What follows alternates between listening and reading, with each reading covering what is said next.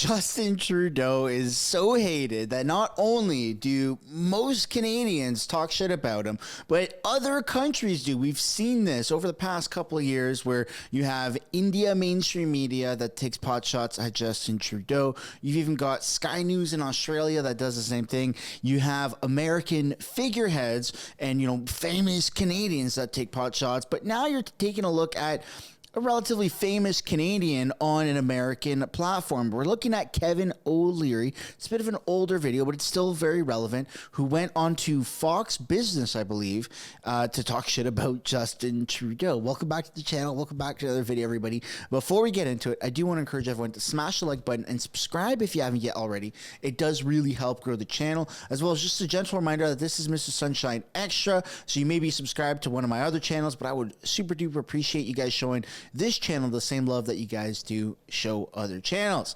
Trudeau's a wacko, and Kevin O'Leary knows that. And speaking of wackos, we have this limited edition for a limited time only. They are coming off the shelves very soon. Wacko Trudeau has to go. You can purchase your sticker linked down in the description or the pinned comment below. Without further ado, let's take a look at this interview. Let me ask you about that part of your life. Very few people know about it in this country. Of course, you're well known in Canada as a result. You stepped down. A lot of people were pushing you to run, to take over the Conservative Party leadership. This is a parliamentary system, but you looked at Quebec. Explain why that was important and why that maybe changed your trajectory. You've got to think of Quebec as the Florida of Canada. It determines the CEO in the Canadian parliamentary system is the Prime Minister.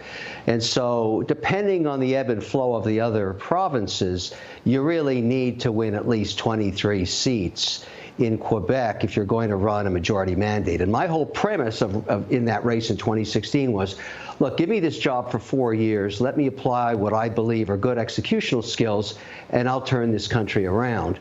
The same kind of message that was occurring with Trump at the time. And it was a populist message because Canada is the richest country on earth run by idiots. And I hate to say that as a Canadian because I have a passport. Right. But I'm also Irish and I'm also Emirati. But I'm really unhappy about the way Canada's run. And I'm not picking at any one politicians. Very weak skill sets in management there. And that's the premise by which you want someone from business to run a country.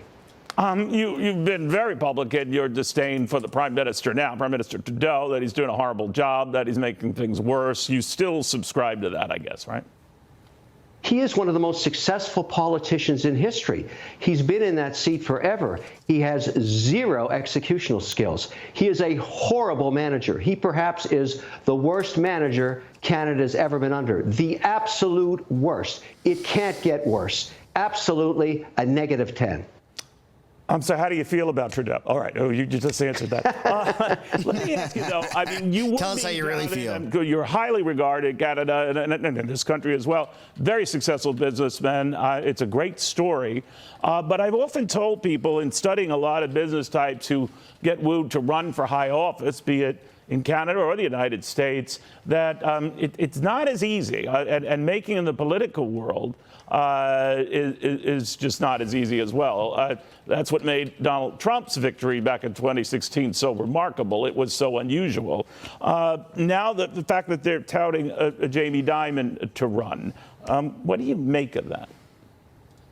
You know, what you want to find, and this is, I think, very interesting given the race, the way it's shaping up stateside, is can you find someone with legislative skills that are proven? In other words, has executed at a government level and also has great executional skills in business. And there is somebody, remarkably, and you mentioned it earlier, Doug Burgum in North Dakota.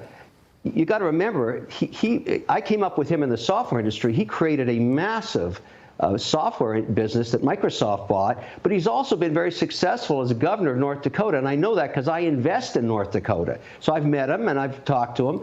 He's the kind of, skill set on both sides. Kevin O'Leary, I just got to pause it for a second. Kevin O'Leary has a pretty good reputation across the board in Canada. He's a very successful businessman. Obviously, he's a multi-millionaire, probably a multi-billionaire at this point. He's made appearances on Shark Tank, Dragon's Den, or whatever those shows are. I know a lot of people have a bit of an issue with him after the FTX thing, but nonetheless, he's still a very successful businessman. And when Kevin O'Leary, who's a multi-millionaire or even billionaire, says that Justin Trudeau is not running this country properly, that carries a lot of weight, because the average person like myself, and I might even go out and say you, right? I don't know who you are behind the screen. I don't know if you're a successful business person or if you know much about money or how to manage money, but I feel like any one of us could do better than Justin Trudeau and Crystia Freeland and these absolute horrible liberals, what they've done with this massive, massive pot of money that Canada has.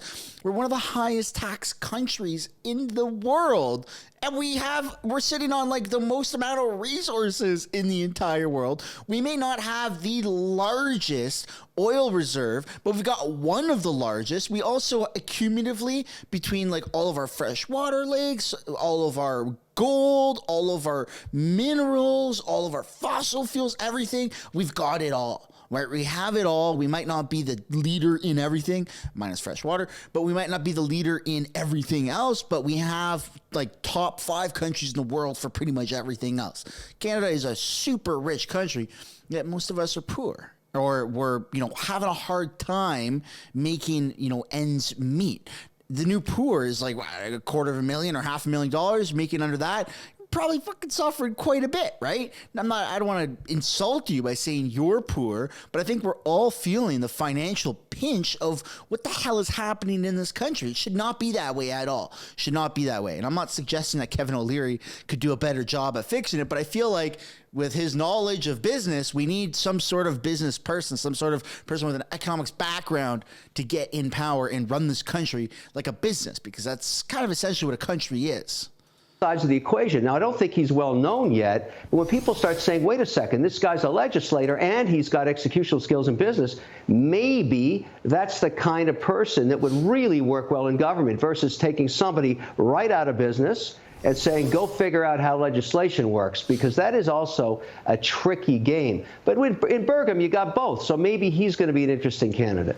I remember when Lee Iacocca was being doubted, run for president. He was very popular with the turnaround at Chrysler. And I can remember talking to him sometime after that, saying, well, why didn't you pull the lever and run? Some of the polls look very good for you. He said, well, I wouldn't be a good politician, and with politics, there's a lot of wheeling and dealing.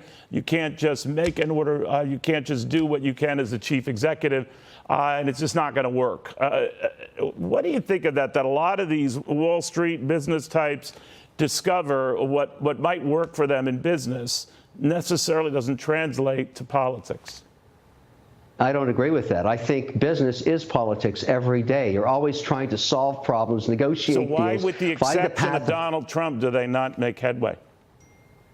Well, the point is Trump had both skills, great orator, great communicator, and had some experience in business, no question about that. And I would say when you go into presidential politics, and for me as an investor, and at the end of the day, we're all investors in America because we take our money and we put it into savings and we want the economy to work. What matters more than just the leadership role and the orator role and who's the president is what's the policy?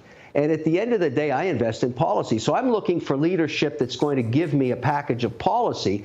And under the Trump leadership, he was very controversial. There's no question about it. Right. But look at the policy for small business where I operate, which is 68% of the economy. That policy, less regulation, more pro-business, lower taxes, that's the kind of stuff that makes an economy grow. And you're seeing that benefit right now. I'm not so sure that it won't be policy that determines the next president, regardless of the party. I want to see some policy packages, and I'm looking forward to the debates. So bring on the Burgums of the world. Let's hear what they got. That's interesting that you have a very successful business person who is a multi-millionaire billionaire who is advocating for saying that the way the country thrives economically is less government, less bureaucracy, less red tape, more business. That sounds awfully familiar. Do you know, I'm going to be like Dora the Explorer, do you know who else has said that? Oh, wait. You're right, Pierre Poilievre. Like, it's just crazy, man. This is why the Conservatives are going to have a landslide victory, because it's not just a slogan, common sense for the common people, but seems like it actually is common sense for those that are the common people. The track record, as I said, is a little sketchy, but what's remarkable is the success of our most well-known, let's say, rich presidents, John F. Kennedy, Franklin Roosevelt. They were among the richest we've ever had. Of course, Democrats, and they appeal to the common man, which seems ironic, but it clearly worked. So Democrats have had more success with rich guys or those representing our wealthiest families making it to the highest office in the land. What do you make of that? You just described the American dream. Why did I move my business out of highly taxed Ontario to Cambridge, Massachusetts? Because it's America. It's where you go if you're an entrepreneur. Why does everybody want to move here from around the world? Because that dream can come true. I came from nothing. I was a middle-class family. America gave me that opportunity to grow a business and turn it into multi-billion dollars in transactions. That's the American dream. Why wouldn't you want that emulated by your president? Yes, I want a successful entrepreneur as president, man or woman. Show us the way. We all want to do that. That has been the American dream ever since I was born. It'll be the same in 100 years. That's what makes this country great. That's why I do my business here. Sure, it's got problems, but you want the leader to actually be the essence of the American dream, to embed that in the culture and keep us straight and narrow. That's why it's the greatest economy on earth. My God.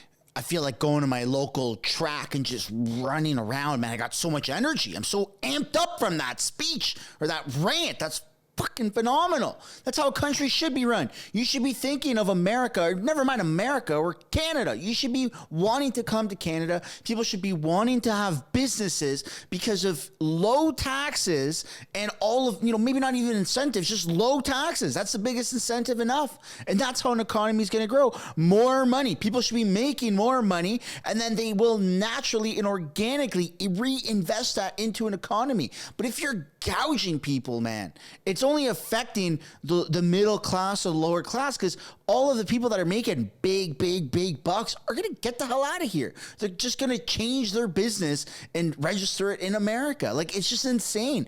Our leadership is so dumb. He's trying to trap people. And what's that word? Like Stockholm syndrome or something, where you're like thankful for your abuser. That's what Trudeau is doing to us. He wants us to thank him, and he's abusing us. Justin Trudeau is literally trying to enforce us with the Stockholm syndrome. It's just insane. I can't believe that this is the world and the version of Canada that we're even exposed to right now. Insane taxes, massive incompetence, and just lack of self-awareness. You don't force people through all of these regulations and increased tax hikes and then tell them, yeah, you should be happy. You should be happy and you should be thanking us. Stockholm syndrome, Canadian version. But I'd love to know what you guys think down below in the comments. Do we actually have Stockholm syndrome, or am I stepping out of line? Please let me know. Thank you so much for watching, everybody. On your way out, I'd like to encourage you guys to smash the like button, subscribe if you haven't yet already, and I'll see you all in the next one. Bye for now.